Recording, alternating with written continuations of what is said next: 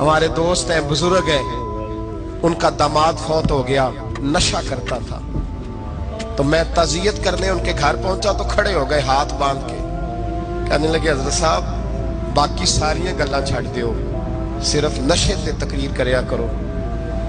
وہ جب جیتا تھا تو تب بھی اس کے بچے یتیم ہی تھے، یتیم ہی تھے۔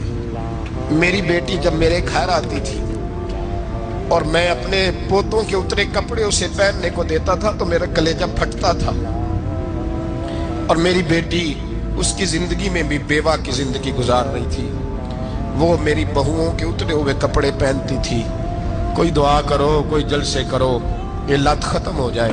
اور کہنے لگا اب میرے وہ چلا تو گیا ہے، دادا دادی اس کے پہلے کوئی نہیں، چچا ہے کوئی نہیں، جب تک تو میں مر گیا تو ان کو کوئی پوچھے گا بھی نہیں، کون ان کی خبر۔ اتنا ظلم اس قوم سے، اتنی زیادتی، اور آرام سے لکھ کر لوگ گزر گئے کہ یہ 70 لاکھ ہے، ان کا درد تو سمجھو، تکلیف تو سمجھو۔ 7 فٹ کا سونا جوان اور نشے کا عادی ہے تو کسی نالی میں پڑا ہوا ہے۔ اور میں نے کہا اس قوم کے ساتھ اس سے بڑا بھیانک مذاق کیا ہوگا۔ کوئی دانشور تھا بڑا ظالم، اس ظالم سے کوئی فرماتے صحابہ نہ بات کر رہے تھے، اور بات یہ کر رہے تھے کہ یار لوگوں کو گناہوں سے کیسے روکا جائے، لوگوں کو گناہوں سے گفتگو صحابہ یہ کر رہے تھے۔ عبداللہ ابن عمر کہتے ہیں بیٹھے تھے اور یہ گفتگو کر رہے تھے کہ گناہوں سے پلاننگ یہ ہوتی تھی، ان کی جو محفلیں ہوتی تھی نا بیٹھ کے، وہ خوشگپیاں نہیں ہوتی تھی، بلکہ وہ تبلیغ کی، جد و جہد کی، لوگوں کو برائی سے منع کرنے کے لیے بیٹھتے تھے، اس پر منصوبہ بندی کرتے تھے، پلان کرتے تھے، آگے ترتیب دیتے تھے۔ گفتگو ہو رہی تھی تو اب آپس میں بات ہونے لگی کہ کون سا گناہ زیادہ برا ہے جس پر سب سے پہلے کام کیا جائے۔ تو دور ایک صحابی بیٹھے تھے، ان کا نام تھا عبداللہ ابن عمر، ایک عبداللہ بن عمر ہے اور ایک عبداللہ ابن عمر ہے۔ حضرت عبداللہ ابن عمر دور بیٹھے تھے، بڑے سمجھدار سیانے باریک بین آدمی تھے۔ تو حضرت عمر فاروق اپنے بیٹے سے کہنے لگے جا عبداللہ ابن عمر سے پوچھ کے آ کہ سب سے سخت گناہ کون سا ہے۔ توجہ ہے میرے بھائیوں، ادھر دیکھیے گا میری جانب، پوچھ کے آ کہ سخت گناہ کون سا ہے۔ عبداللہ بن عمر رضی اللہ تعالیٰ عنہ کی خدمت میں جب عبداللہ ابن عمر گئے تو جا کے کہنے لگے کہ صحابہ پوچھتے ہیں کہ آپ نے زیادہ وقت گزارا ہے نبی رحمت صلی اللہ علیہ وسلم کے پاس، تو بتلائیے برا گناہ کون سا ہے، سب سے سخت گناہ، تاکہ سب سے پہلے اس پر پابندی لگائی جائے، اس پر محنت کی جائے۔ تو حضرت عبداللہ ابن عمر کہنے لگے صحابہ کو جا کے بتا دو کہ سب سے برا گناہ شراب پینا ہے، سب سے برا گناہ، اور یہ ام الخبائث برائیوں کی جڑ ہے، گناہوں کی ماں ہے، یہ بنیاد ہے، باقی گناہ اسی سے شروع ہوتے ہیں۔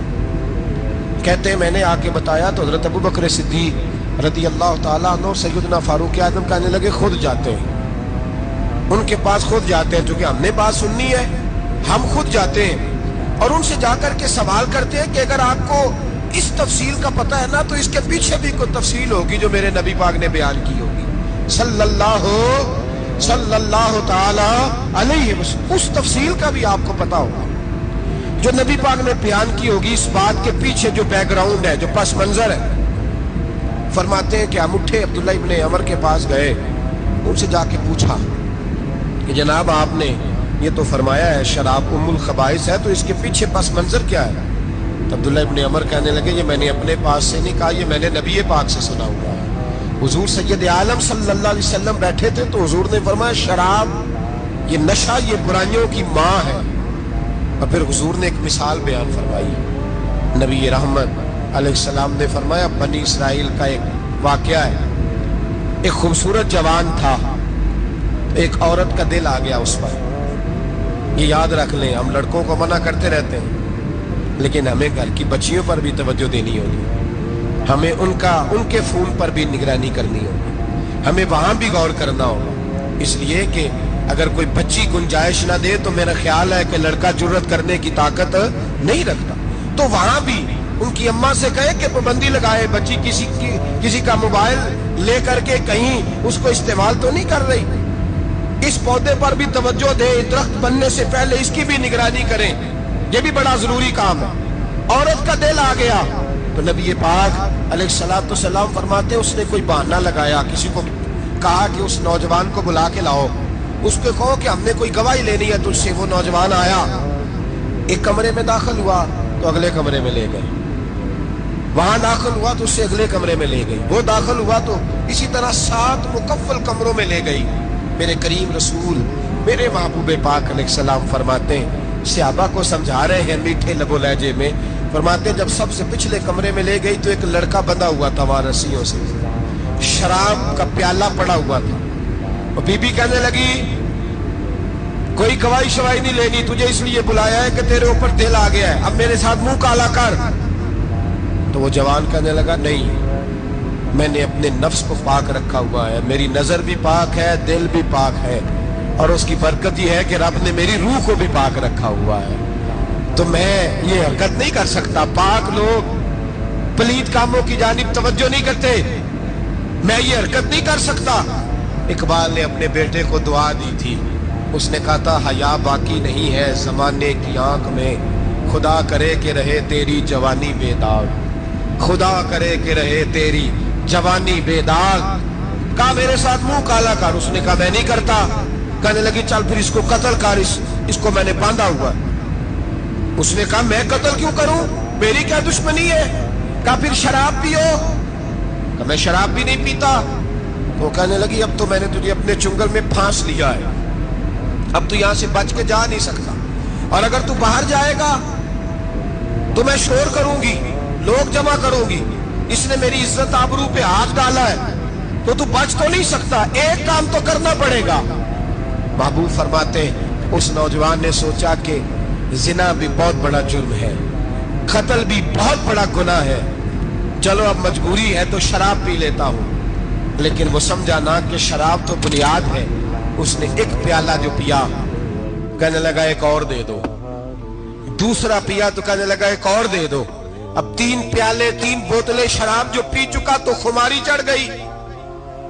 اب اس عورت کے قریب جانے لگا کہ میں تیرے ساتھ زنا کروں گا۔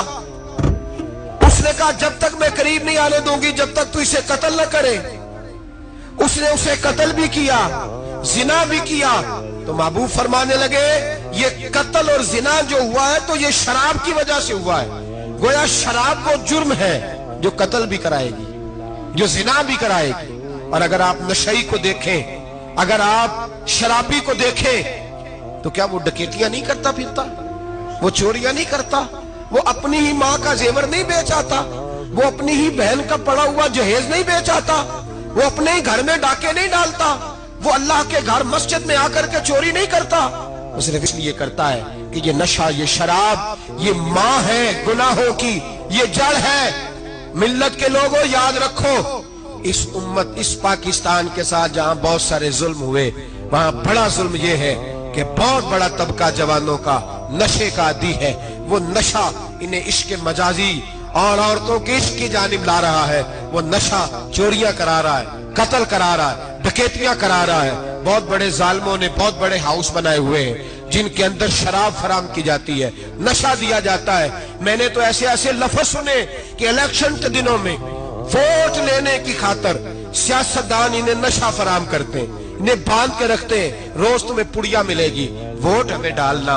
اتنا ظلم، اتنی زیادتی، اتنا جبر، ایک انسان کے ساتھ کھیلنا۔ لوٹ آؤ، پکڑو ان کا دامن، اپنے گھروں کو بچاؤ، اپنے دوستوں کو بچاؤ۔ جاگو جاگو امت کے لوگوں، جاگو، میرے نبی پاک صلی اللہ علیہ وسلم کے کلمہ گو لوگوں کو بچاؤ۔ ان پر اگر سختی